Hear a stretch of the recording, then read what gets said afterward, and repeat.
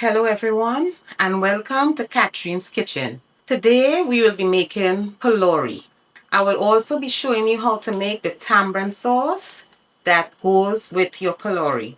The first thing I'm going to do is to make the tamarind sauce. Let's get started. You will need 1 tablespoon of oil, 3 cloves of garlic grated, half of a hot pepper chopped, half cup of shadow benny or cilantro, 2 teaspoons of jeera.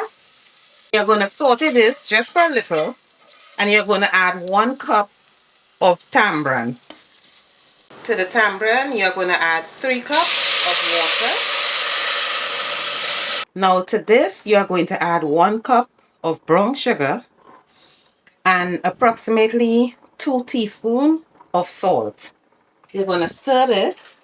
You have to let your tamarind boil till most of the pulp has been shedded from the tamarind seed. So as it boils, it's going to get thick.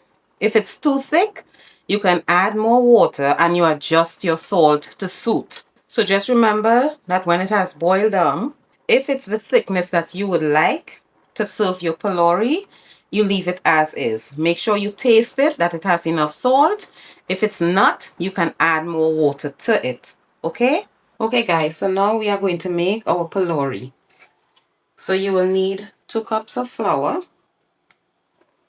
2 teaspoons of yeast instant, half teaspoon of salt, and 1/4 teaspoon of turmeric. Just gonna stir this. And now you are going to slowly add 1 2/3 cups of water, room temperature. You do not want a stiff dough. You want something that's loose and shaggy. Okay? Now, if you want your palori to be a little more yellow, you can just add a little more tips, not much, of your turmeric, okay?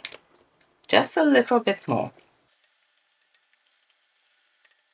Okay, guys, so it's 1 1/3 cups of water, not 1 2/3, 1 1/3 cups of water.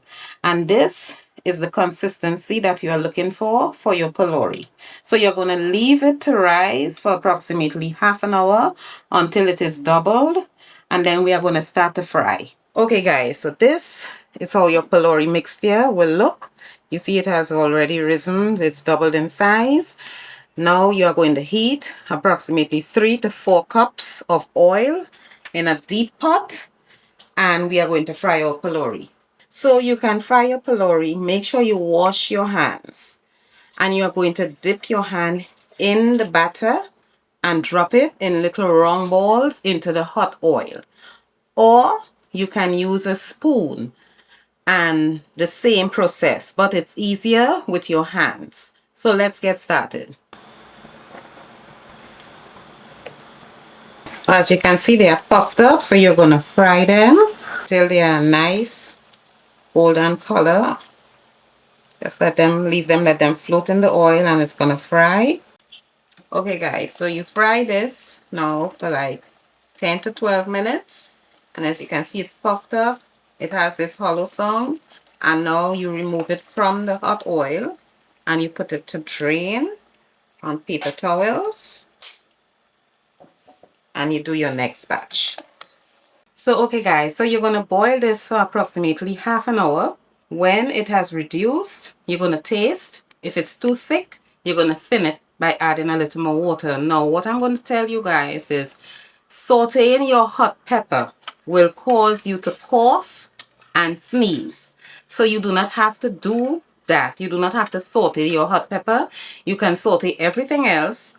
And then when you add your water, you can then add your hot pepper so you can avoid the coughing and sneezing part, okay? Now, this tamarind sauce is very versatile. You can use it for aloo pie. You can use it for bacon shack. You can use it dal and rice.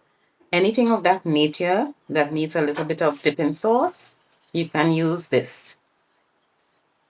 It's just something that you can use on the side for any little appetizer that you want. You can use it for saltfish accra, all of that. Okay, so guys, this is your tamarind sauce. This is the texture of it. It's not too thick and it's not too thin. This is your palori. This is how inside looks. Okay, I hope you enjoy.